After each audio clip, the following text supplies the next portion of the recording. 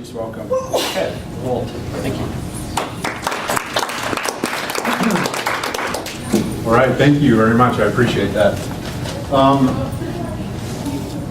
So just so I can get a sense of who's here, how many of you are students?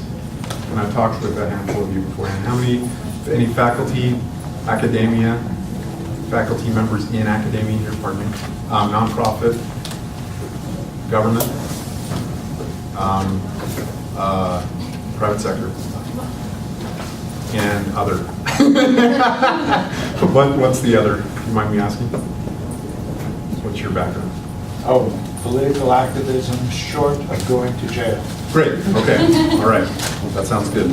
Okay, well, hey, we're among friends, I'm not judging you.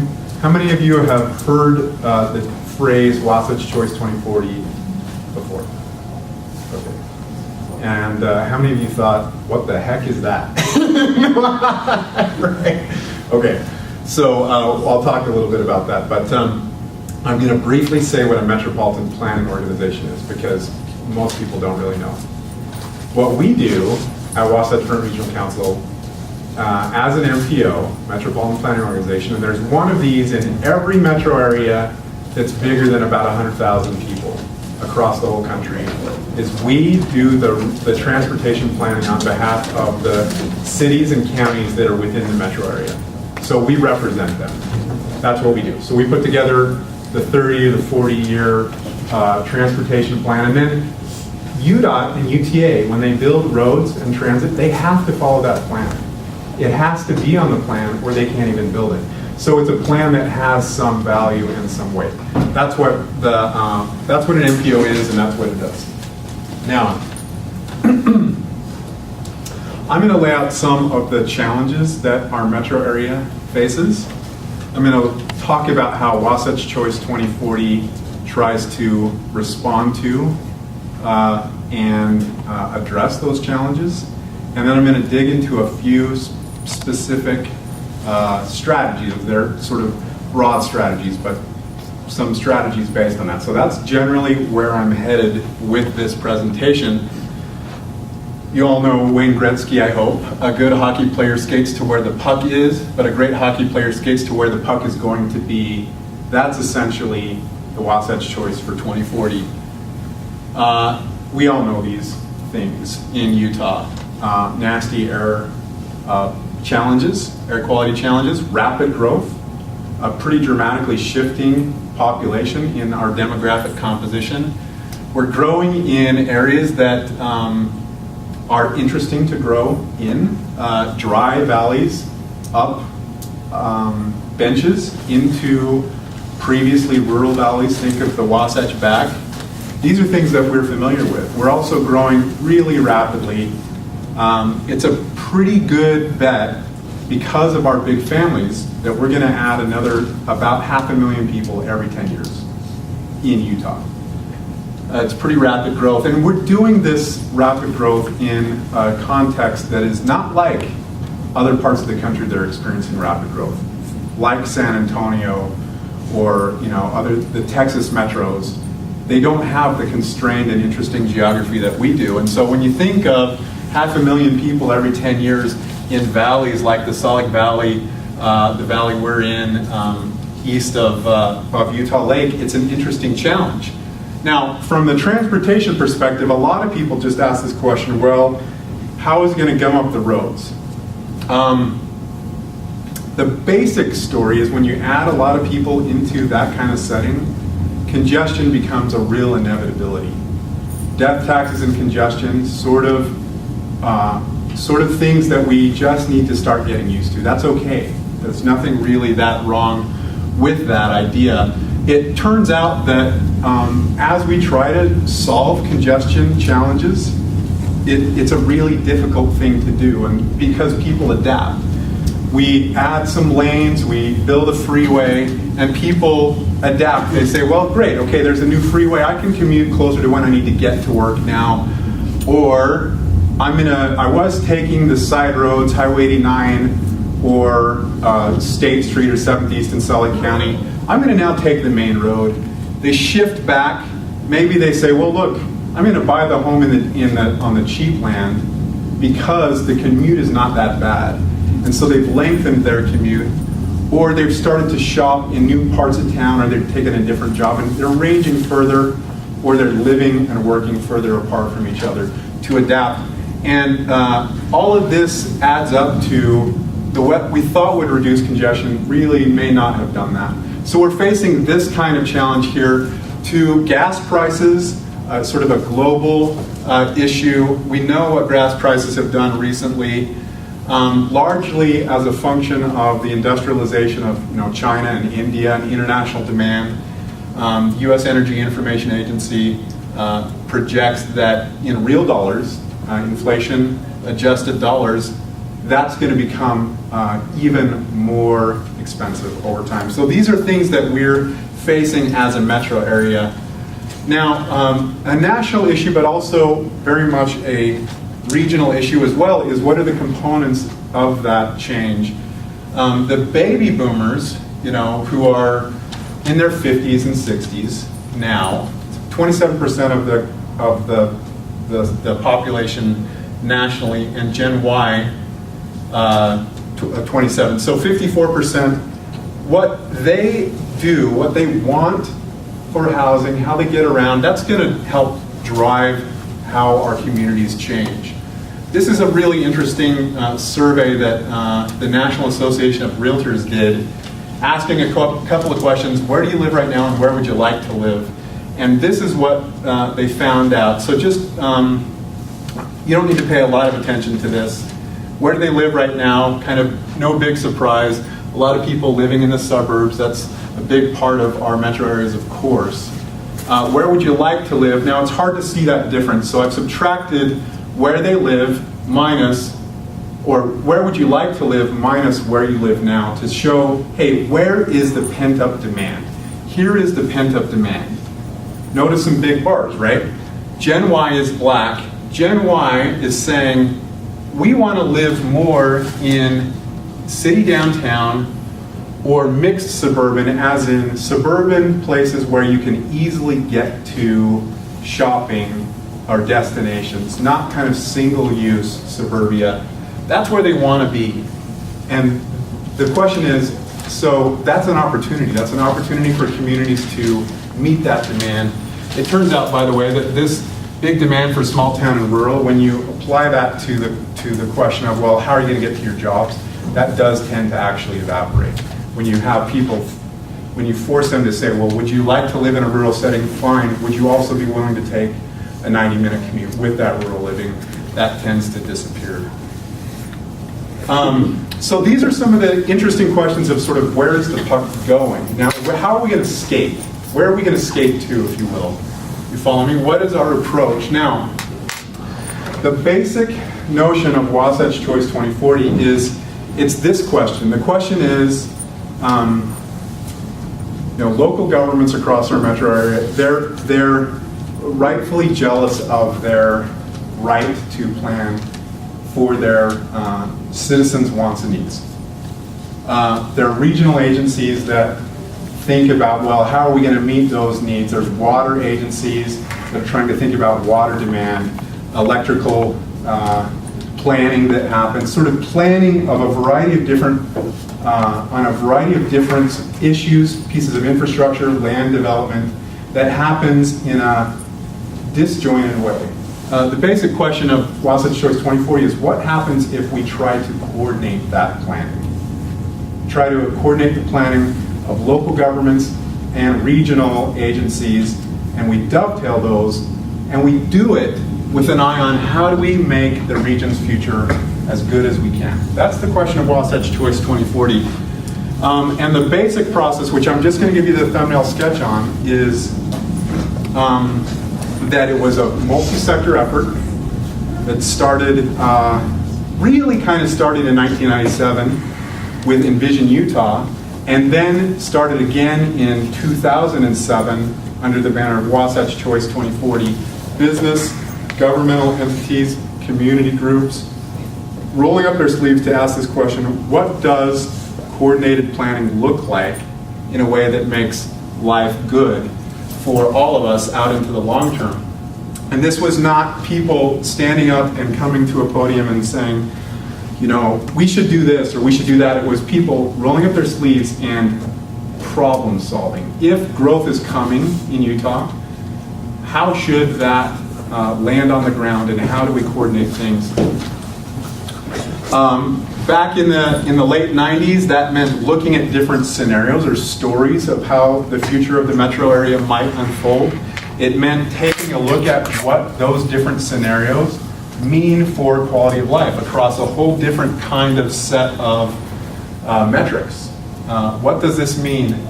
And then taking those storylines, those scenarios, and their metrics and asking people, now reflect on this. Reflect on what you think we should do starting now that is in line with the storyline or the scenario that you most prefer, understanding what that scenario, the impacts of that scenario are for people. Thinking about things like air quality and things like, well, what are the taxpayer impacts of different patterns of growth, and many, many other things, giving people information to respond to 18,000 people involved in the late 90s, another 3,000 people involved with the Wasatch Choice 2040 effort.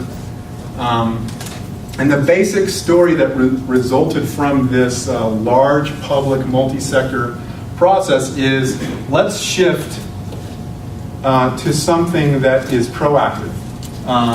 This is the trend. This is the plan that was in place. This is a shift. This is a shift towards things like more infill and redevelopment, more transit supportive development, more transit, less growth on the Wasatch Back, protecting open space. It's those kinds of things that were built into those scenarios. The Wasatch Choice 2040 was a process that then zoomed in and focused on just the Wasatch Front, just not the Wasatch Back, but just Weber, Davis, Salt Lake, Utah counties in particular, and asked that question in a little bit finer grain. How do we coordinate growth and transportation and open space together? It resulted in a map that I'm going to talk about briefly, and a set of growth principles, and then a variety of different implementation activities that have sort of been carried by a group of agencies and organizations over time that include the Wasatch Front Regional Council, or other MPOs in the state, UTA, UDOT, the University of Utah, many local governments in Vision Utah have sort of been caretakers of this vision, coordinating closely on an ongoing basis with local governments. One thing to note, which I'm just going to touch on very lightly here, is that recently, from this Wasatch Choice 2040 effort, a suite of tools for local planners, elected officials, and the development community have come out to help in the process of defining how growth is going to unfold, to sorry, I need a drink of water and then I'll be refreshed.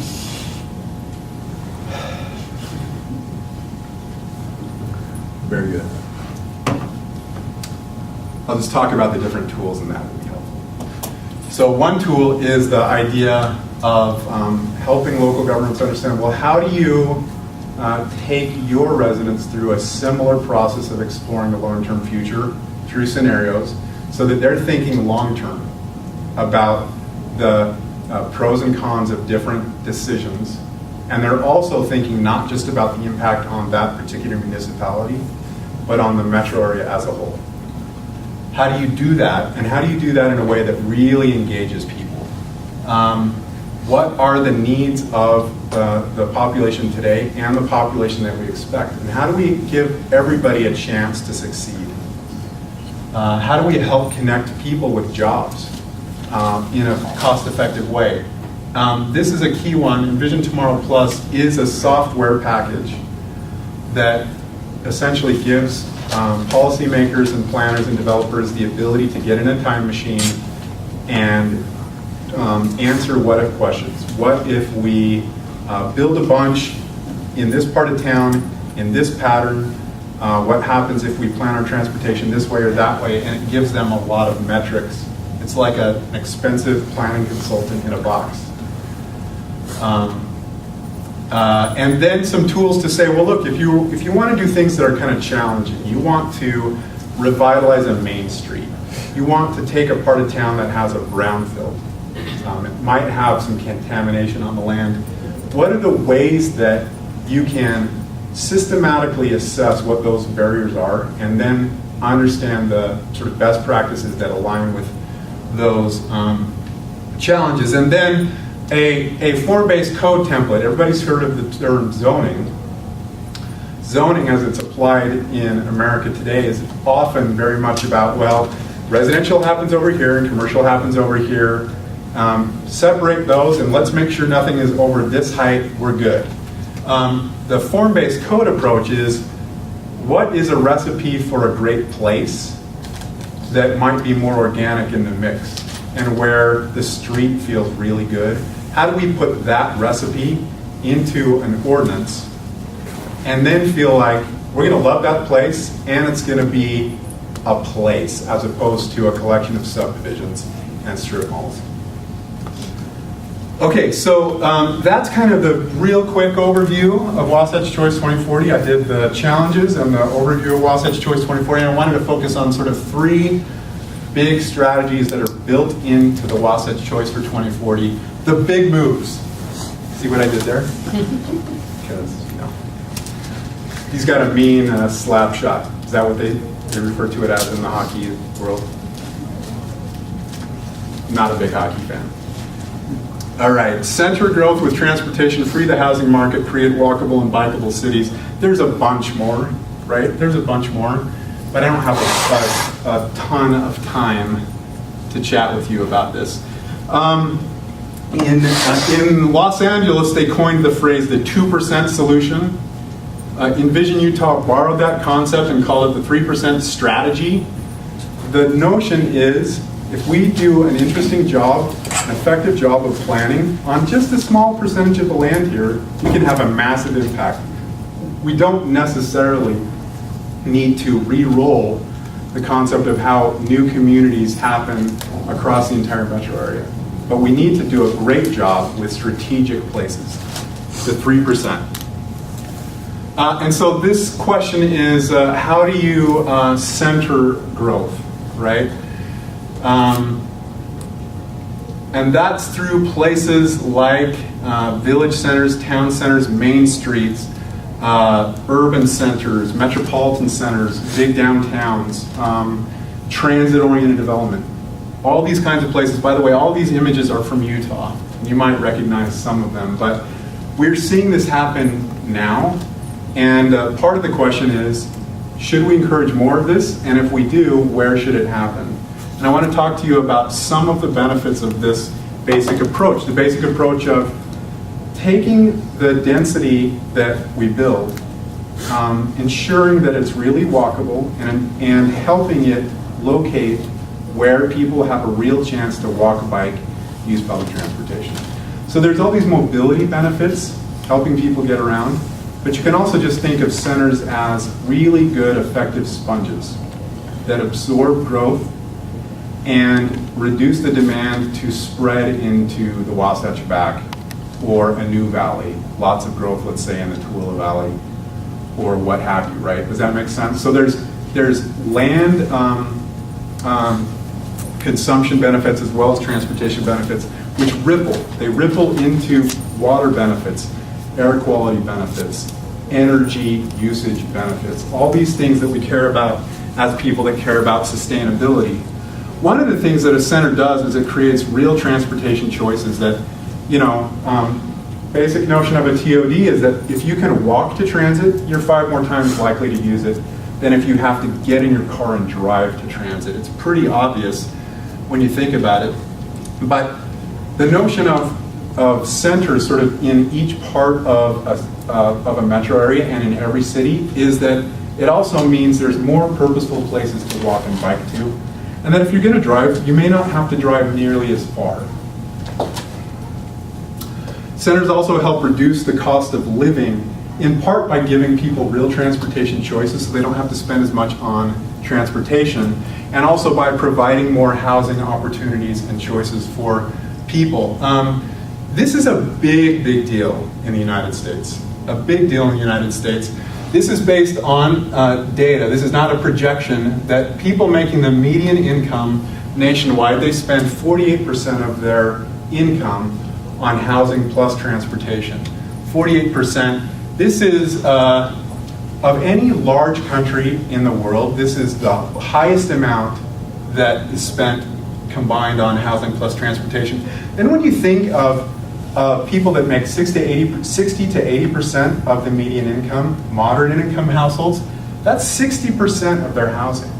And so it's no wonder that we're fighting hunger in our country, even among people that are working full time.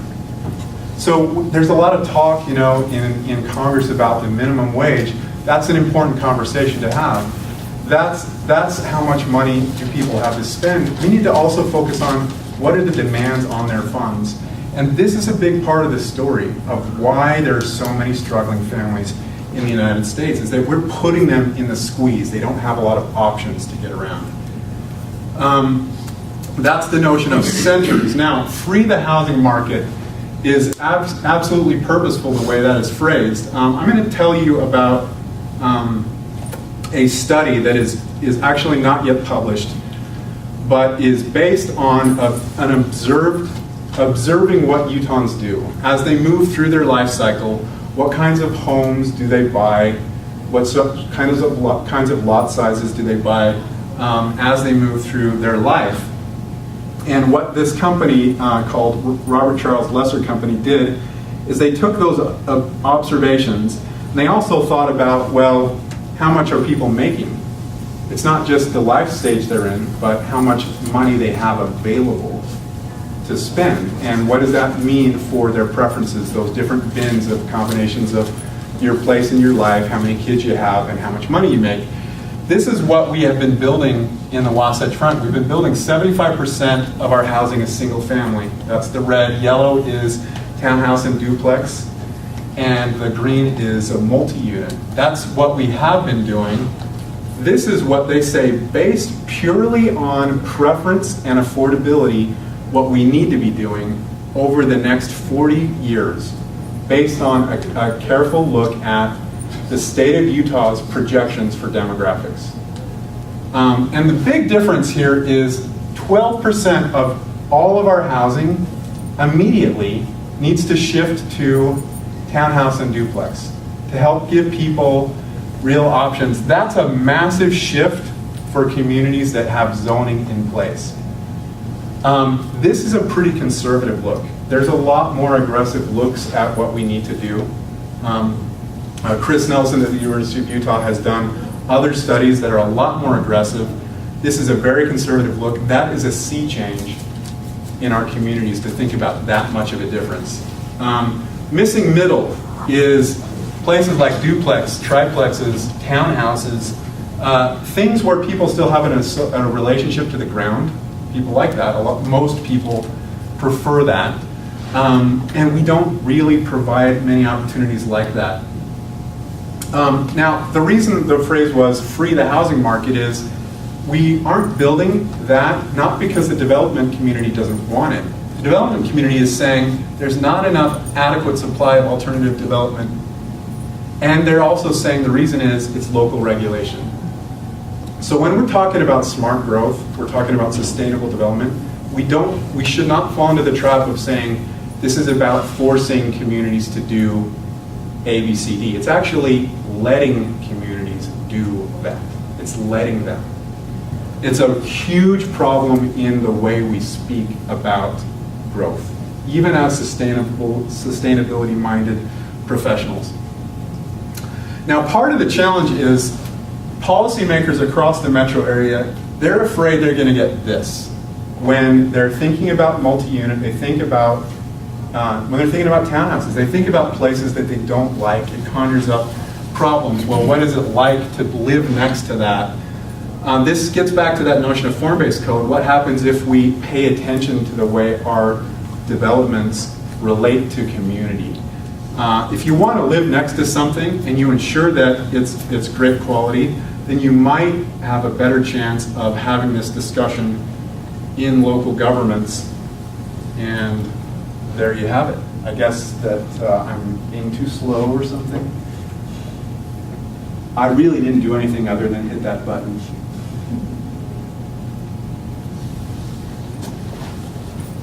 Sorry.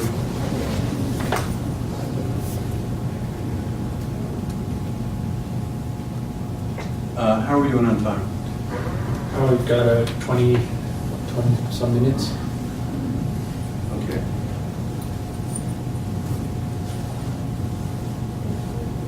Well, I do want to leave a little bit of time for Q&A, and so I will pick it up. It's this kind of shift, right? Paying more attention to design and paying a lot less attention to where things land and how big they have to be. That shift can happen. Now, from a sustainability standpoint, it's not, the benefits are not just housing affordability. The benefits are also how expensive it is for our governments to maintain development. Lot sizes shrink, street widths per lot shrink as well. Water demand shrinks. Smaller yards, less water needed. These are intuitive. Now, it's an interesting story when we project how different patterns of growth, what they mean for taxpayers. This is a fellow named Chuck Moroni who's done some interesting look at this work, and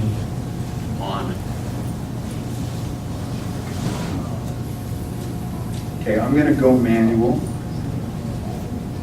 I might have to resort to just arm waving.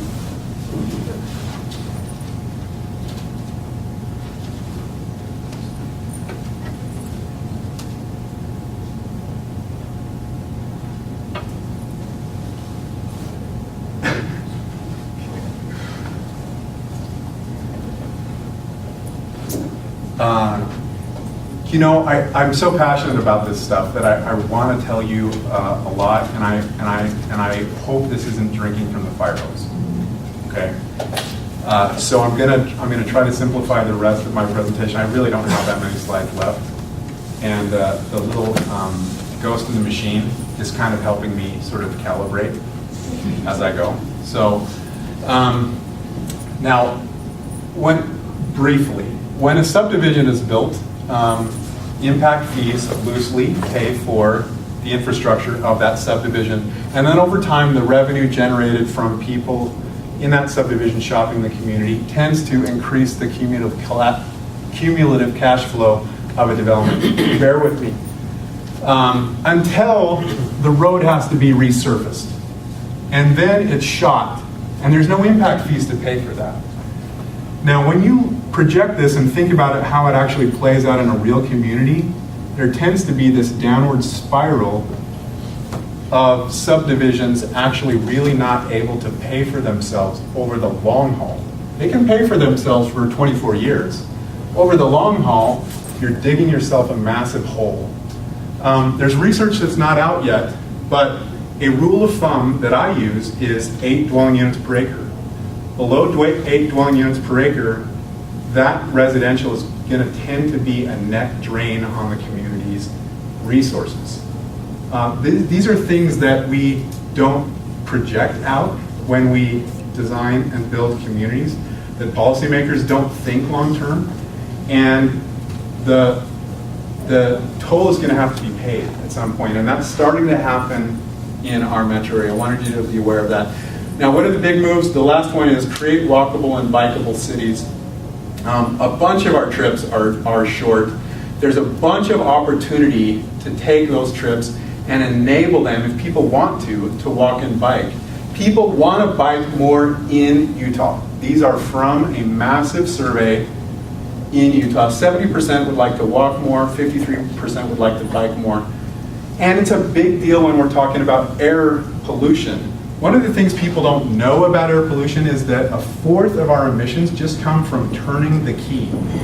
So it's not just about having a long commute trip be a shorter commute trip. It's about taking short trips and enabling them to be done on foot and by bike. That's the cool thing about a walk and bike community for air quality. Tons of other benefits, right? Public health. Hey, you have a better life, you enjoy your life more. The recipe for a walkable community: safe, convenient, and comfortable. Part of that, a couple of takeaways. One is convenience means, do you have purposeful destinations within a short distance? When the destination is a mile or less, this is today in Utah. A fourth of our trips are already done by foot. Now, if the streets that people walked on were more interesting, were more safe, that number would shoot up, okay? We have to have the destinations near our origins, our homes, but we also need to have a walkable and interesting environment as well. Now, one of the things that I think a lot of people think is, well, you know, I know the cute Main Street in Park City. I can't create that in West Jordan or Riverton or Riverdale. Well, maybe not, but you can create something that you want to walk next to. This is a Walgreens that works perfectly well built within the last 15 years.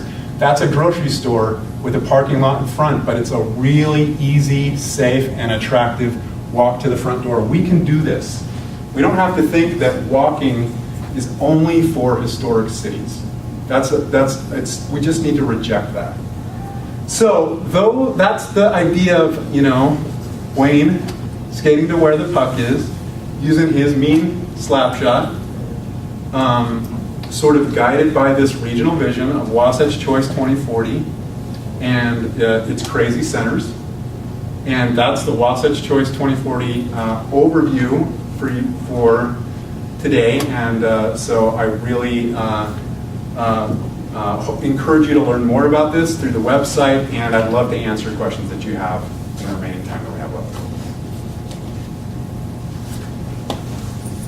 And you can clap now. Thank you for your patience with the PowerPoint. That was kind of trying. So, questions about this? Yeah. So what do you think is the number one thing that, you know, given political realities and financial resources that we can do to make this happen? You know, you hear a lot of people talk about investing in transit. You know, a little bit of my takeaway from your presentation is, I mean, those two things go together, high density development and transit, but maybe it's a chicken egg thing, but what do you think? Where do you start? Where you start, I think I would encourage everybody to get involved in their local community. That's how I would say. If you vote, even for the local elections, hey, we don't know if the caucus system is going to live or die. If it lives, get involved in caucuses. If you're interested in being a planning commissioner, do that. Run for office. Show up to public hearings. Public hearings, if there's an interesting development, a center, and let's say a third of the population in a city hates the idea and 2/3 loves the idea, the third is going to show up and the 2/3 will be quiet.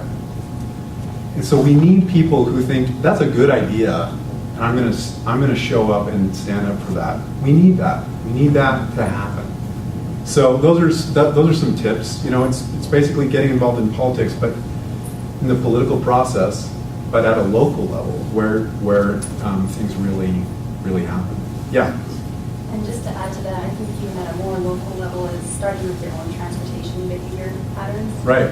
And the session that was in here previously, I recognized some of the same faces, but they talked about a carpooling program to work with the staff on a team, because recognizing that the transportation infrastructure here is somewhat limited. So I mean, it's great if you live next to a tracks line or a really reliable bus route, but if you're out in Davis County or something and you just literally can't take a bus into work, because it's going to take an hour and a half and it's unreliable, that's not going to work.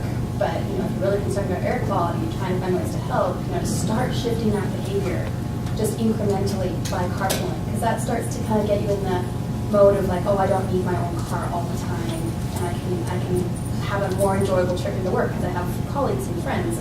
Anyhow, that's kind of my my puzzle right now because I haven't driven a car for the last 5 years.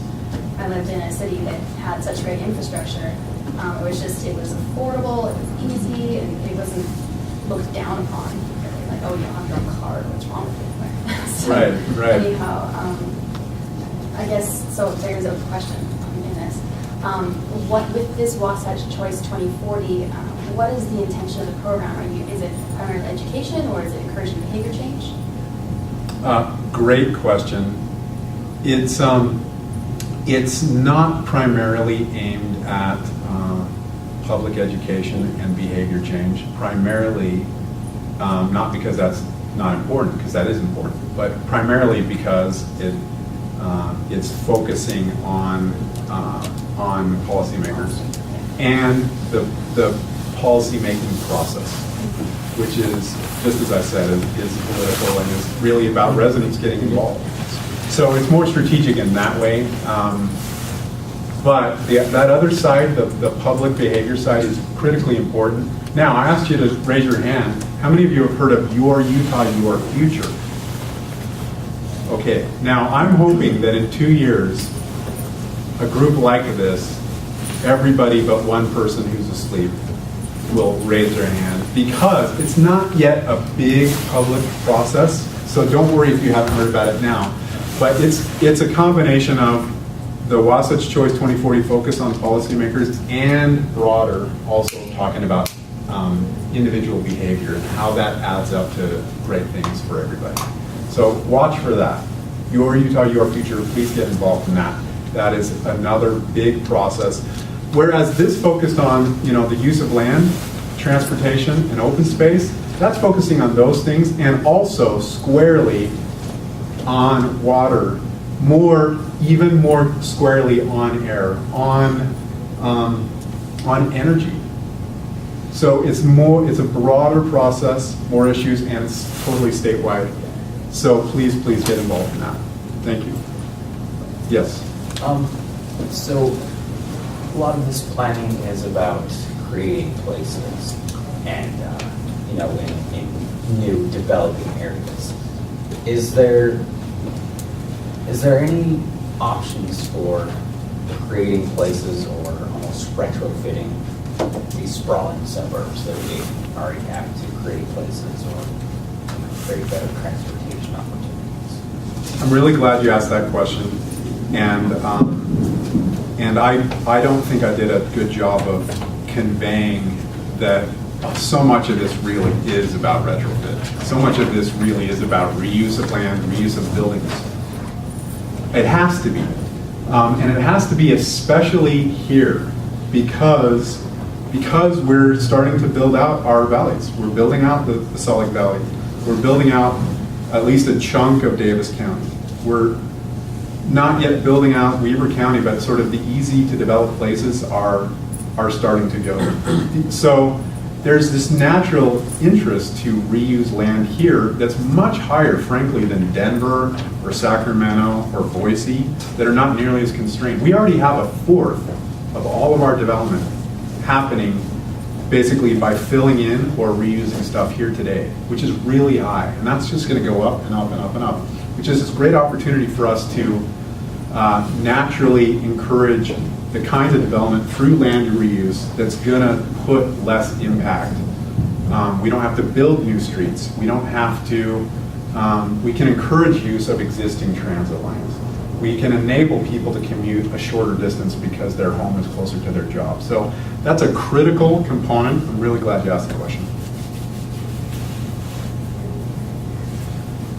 Yeah. What are the ways that Wasatch Choice 2040 interacts with the policymakers? How are you getting? Do you have sessions with them? And how exactly does that happen? Another really, really good question. It happens delicately.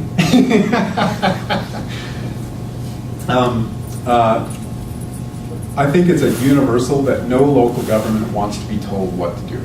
No mayor and city council wants somebody to shame them into doing something. And it's part of the reason why Wasatch Choice 2040 is communicated as let's coordinate, let's collaborate. Let's think about really valuable things to do, like centering development near transit.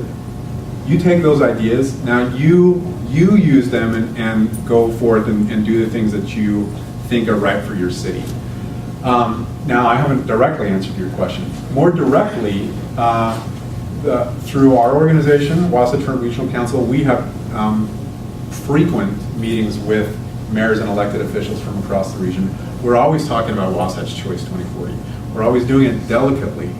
That's part of the story behind the tools, that if the tools themselves that help policymakers have really good information about housing affordability, water usage, energy usage, taxpayer impacts, then they'll naturally make better decisions. They don't have to be shamed or goaded into doing something if they have great metrics that help. I mean, I guess some strong encouragement doesn't hurt, but that's part of the story there as well. We're looking for more ways. We're looking for more ways. And we partnered with organizations like the Utah League of Cities and Towns to maybe think about, periodic training of planning commissioners at local government. So, that's an open question, but it's a really important question. Yeah. Just to kind of follow up on that, I'm wondering about, it sounds like you guys do a lot with like community, getting the community and the citizens engaged. I'm wondering about that. How do you go about doing that? Because that's a huge undertaking to get feedback from local citizens, and I'm just curious about how that process works. Well, we don't do that. Though we as Wasatch Front Regional Council, I'm not going to say we don't do that, but we focus on representing our local governments and getting feedback from more directly from the elected and appointed officials. But we strongly encourage them to reach out to residents directly. And it's our basic, there's a basic truth that I've said once, but I'll reiterate, that those who don't want something show up, and those who do want something are quiet. Now, when a specific development, West Layton Village, okay, when a specific development comes up, it's too late, because that sort of negative pressure is going to tend to overwhelm things.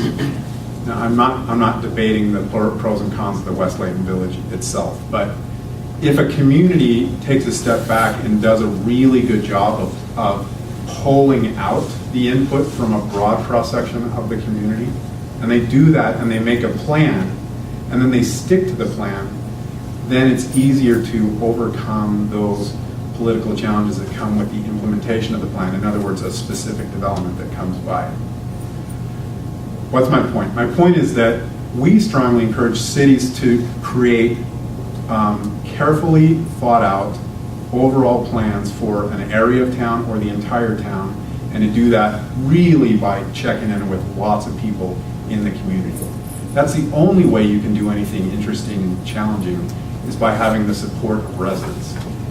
Whenever city councilors try to do something interesting or innovative and they don't do it with resident support, then they get thrown out of office and somebody else changes the plan anyway. So the only way you do something great is with great citizen support.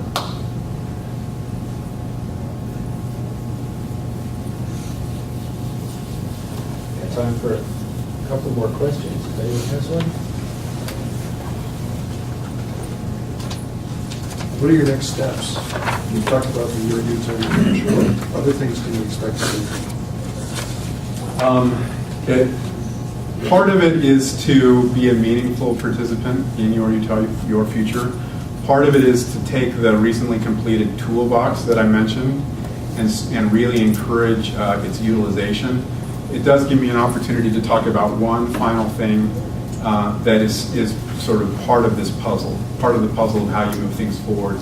One of the things that Wasatch Front Regional Council is doing is we've just launched a program to give small grants or direct technical assistance to communities to basically make it easy for them to tackle challenging planning, to engage their community, to think about reuse, to use the tools, whatever it might be. It's hard when you're a community that's strapped or has a very, very small staff to say, yeah, we're going to go ahead and spend $100,000 to do this. And so we've got a $600,000 program that's backed by also by Salt Lake County that helps us minimize that barrier for community. So that's one of the things that we're doing, and it's just launched this year.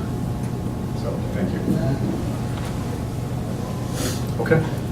Well, thank you, everybody. And I'll hang out if you have further questions after the session's over. Appreciate you being here.